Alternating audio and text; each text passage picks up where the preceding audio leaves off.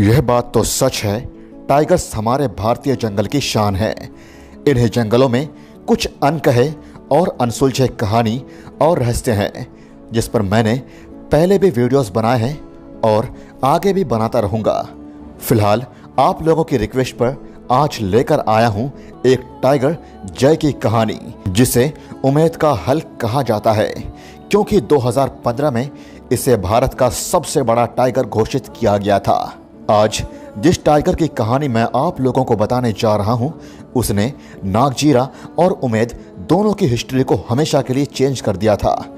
इसकी कहानी हम सभी वाइल्ड लाइफ लवर्स के लिए बेहद खास है। आखिर क्या थी इसकी कहानी और जर्नी, देखेंगे इस वीडियो में। बने रहिएगा वीडियो के अंत तक और मुझे इंस्टाग्राम में फॉलो जरूर कीजिएगा। साथ ही चैनल को सब्सक्राइब करके बेल आइकन प्रेस करना मत भूलिएगा, क्योंकि आप देख रहे हैं facts wild the amazing kingdom of animals. इस लेजेंडरी टाइगर जय की कहानी साल 2010-2011 के सर्दियों में भारत में स्थित नागजीरा नेशनल पार्क से शुरू हुआ, जिसने इंडियन वाइल्ड लाइफ को एक अलग पहचान दिया। नागजीरा को 1970 में वाइल्ड लाइफ सेंचुरी घोषित कर दिया गया, जिसका टोटल एरिया 120 स्क्वायर किलोमीटर था, जिसे बाद में साल 2012 के समय प्रोजेक्ट टाइगर के तहत नेशनल पार्क में बदल दिया गया। जंगली जानवरों से भरा हुआ यह पार्क महाराष्ट्र के गोंडिया और भंडारा डिस्ट्रिक्ट के बीच में मौजूद है। हालांकि टाइगर कंजर्वेशन के पर्पज से इसे दुनिया भर में उतनी पॉपुलैरिटी नहीं मिली, लेकिन इसी जमीन में एक ऐसा बाघ बड़ा हो रहा था जिसने इसके इतिहास को हमेशा के लिए बदल कर रख दिया। साल 2010 के अंतिम दिनों में टाइगर्स की संख्या बढ़ने लगी और सभी टाइगर्स अपने अपने टेरिटरी पर क्लेम करने लगे। उन्हीं में से एक बहुत ही बड़ा और पावरफुल टाइगर था धेंदू, जिसने पार्क के ज्यादातर हिस्से पर अपना कब्जा जमाए हुए रखा था। वह किसी भी ओपोनेंट को अपने सामने टिकने नहीं देता था, इसीलिए किसी भी मेल टाइगर में इतनी हिम्मत नहीं थी कि उसका सामना कर सके। सच कहूं तो नागजीरा के सिंहासन पर धेंदू ही बैठा हुआ था, और इस बात से आप भी सहमत होंगे कि राजा होने के अपने ही फायदे हैं, क्योंकि उसके साथ ही नागजीरा की शान लेजेंडरी टाइगर्स T2, जिसे माई के नाम से भी जानते थे, जिसने पार्क को 11 टाइगर्स दिए अलग अलग लीडर्स से मिलाकर। वह एक शानदार टाइग्रेस थी और इसे पहचान पाना काफी आसान था, क्योंकि इसके पिछले बाएं पैर में एक ए का निशान बना हुआ था, जिससे उसे उसका निकनेम ए मार्क भी मिला था। धेंदू T2 के साथ काफी समय गुजारा करता था। साल 2011 के शुरुआती दिनों में T2 यानी माई ने 2 नर शावकों को जन्म दिया, जिसे नाम दिया गया जय और वीरू। यह नाम शोले फिल्म के जय और वीरों की शानदार जोड़ी से इंस्पायर्ड थी। पिता धेंदू और माता T2 के पालन पोषण से दोनों भाई धीरे धीरे बड़े होने लगे। इनका बचपन काफी खूबसूरत था। ज्यादातर समय यह अपने माँ के साथ नजर आते थे और हंटिंग स्किल्स की प्रैक्टिस करते हुए दिखते थे, और जो भी चीज हलचल करते हुए नजर आती उस पर ये टूट पड़ते थे।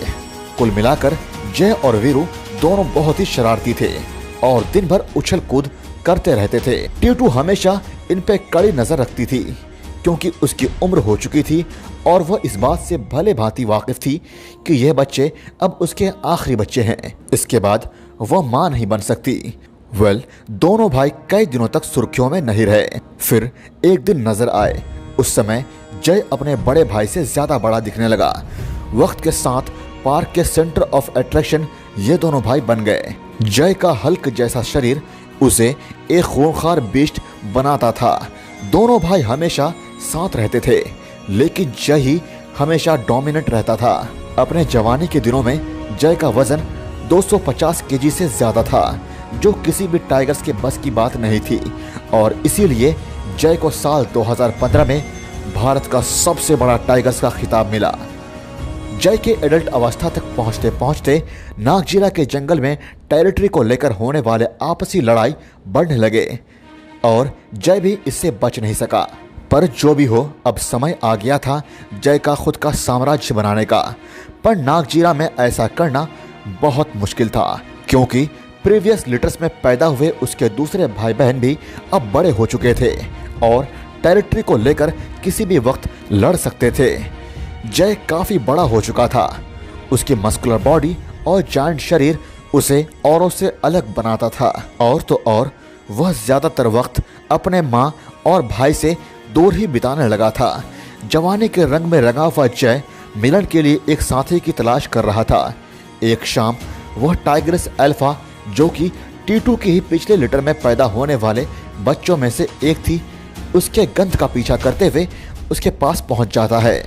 पर अल्फा उस वक्त जय को एंटरटेन करने के मूड में बिल्कुल नहीं रहती है, इसीलिए जय का उसके इलाके में आना सही साबित नहीं होता है और वह उस पर तुरंत हमला कर देती है। दोनों की लड़ाई से पूरा जंगल कांप उठता है, लेकिन इनकी लड़ाई ज्यादा देर नहीं चलती है और दोनों पीछे हट जाते हैं।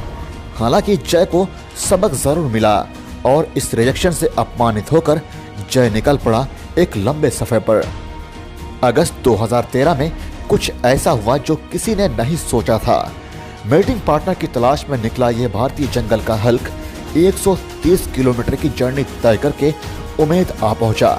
यकीन मानिए, किसी भी टाइगर के लिए इतना लंबा सफर तय कर पाना काफी बड़ी बात थी, क्योंकि टाइगर्स हाईली टेरिटोरियल होते हैं और अपना इलाका जल्दी नहीं छोड़ते हैं। पर जय सभी परिस्थितियों का सामना करते हुए घने जंगल, इंसानी आबादी वाले गांव, हाईवेज और तो और नदियों को पार किया। सफर के दौरान उसने सभी को सोचने पर मजबूर कर दिया, आखिरकार इसकी जर्नी कहाँ खत्म होगी और ये क्यों निकला है इतने बड़े जर्नी पर किसी को नहीं समझ आया इस जर्नी के पीछे क्या माइंडसेट था। पर जो भी हो, इस 130 किलोमीटर की जर्नी ने जय को मशहूर कर दिया। उम्मीद में आने के बाद ही जय के जीवन में एक और मोड़ आया। यह जगह उसके लिए बिल्कुल नया था और यहाँ आते ही उसे नए चैलेंजेस का सामना करना पड़ा।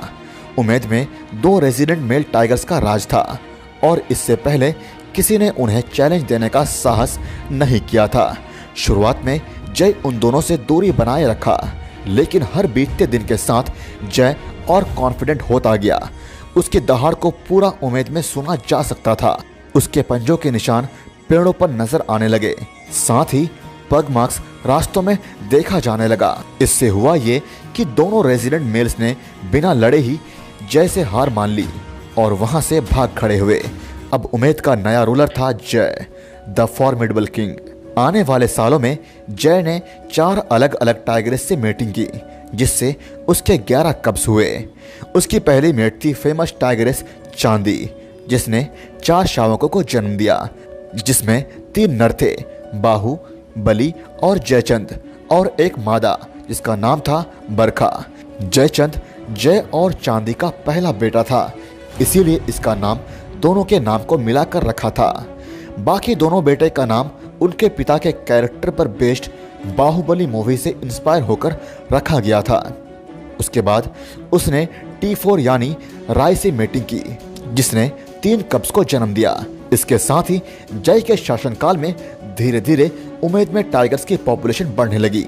साल 2014 के समय जय को अक्सर पार्क के सबसे सुंदर टाइग्रेस फेरी के साथ वक्त बिताते हुए देखा जाने लगा, जिससे उनके 2 कब्स हुए, बिट्टू और श्रीनिवास। टाइगर श्रीनिवास में हूबहू उसके पिता के गुण थे। उसने जय के शान को जिंदा रखा और एक बार अपने पिता के तरह ही मेटिंग पार्टनर की तलाश में 300 किलोमीटर की जर्नी चालू की, लेकिन बाद में वह इतने दूर से भी अपने घर वापस आ गया। पर 2017 में उसने गलती से इंसानी इलाके में कदम रख दिया और यही उसके जीवन की सबसे बड़ी गलती थी, क्योंकि वहां पर किसानों ने जंगली जानवरों से बचने के लिए इलेक्ट्रिक फेंस लगा रखे थे और इस बात से अनजान श्रीनिवास उसके पास गया, जिससे बिजली के झटके से उसकी मौत हो गई। जब किसान ने यह देखा तब वे घबरा गए और उन्होंने श्रीनिवास के ड्रेसिंग कॉलर को निकालकर उसे दफना दिया। पोचिंग के साथ साथ हर साल कितने ही टाइगर्स ऐसे ही हादसों में मारे जाते हैं और इनकी संख्या दिन ब दिन घटते जा रहे हैं। 2015 के समय तक जय का साम्राज्य चरम सीमा पर था, इसीलिए दूर दूर से टूरिस्ट उसे देखने आते थे। 2016 के शुरुआती दिनों में सबसे ज्यादा टूरिस्ट उसे देखने आए, लेकिन एक दिन 19 अप्रैल को अचानक जय गायब हो गया। किसी को कुछ पता नहीं चला कि वो गया कहाँ। जय को ढूंढने के लिए काफी मुशक्कत की गई।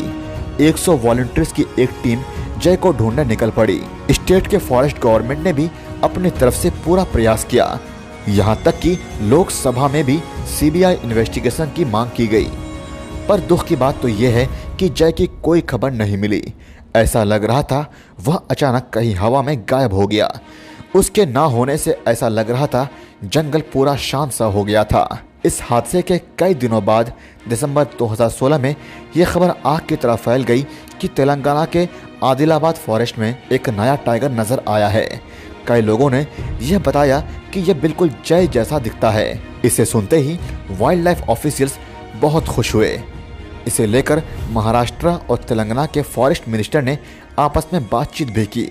जंगल में कई जगह जय को ट्रैक करने की कोशिश की गई। कई लोगों ने एक बहुत बड़े टाइगर को देखने की बात बताई, पर सच क्या है इस बात से सभी अनजान हैं। क्या सच में जय ने नए टेरिटरी की खोज में 200 किलोमीटर का सफर तय किया, या वो टाइगर बस कोई और टाइगर था जिसे जय मानने की गलती हो रही थी? पूरी दुनिया को इन सवालों के जवाब का इंतजार है और आज तक यह एक मिस्ट्री ही बनी हुई है। पर जय की खोज आज भी जारी है। जय एक ऐसा नाम जिसने पूरे दुनिया का ध्यान अपने तरफ खींचा और अपनी चमक हर तरफ बिखेरी।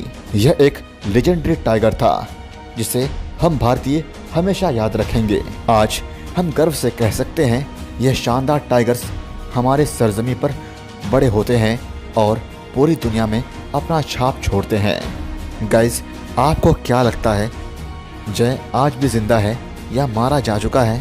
क्या सोचते हैं आप जय के बारे में? और क्या इस तरह की वीडियोस आप और देखना चाहते हैं? कमेंट में मुझे ज़रूर बताइएगा। तब तक के लिए चैनल को सब्सक्राइब कीजिए और मुझे इंस्टाग्राम में फॉलो करना मत भूलिएगा। Thank you so much.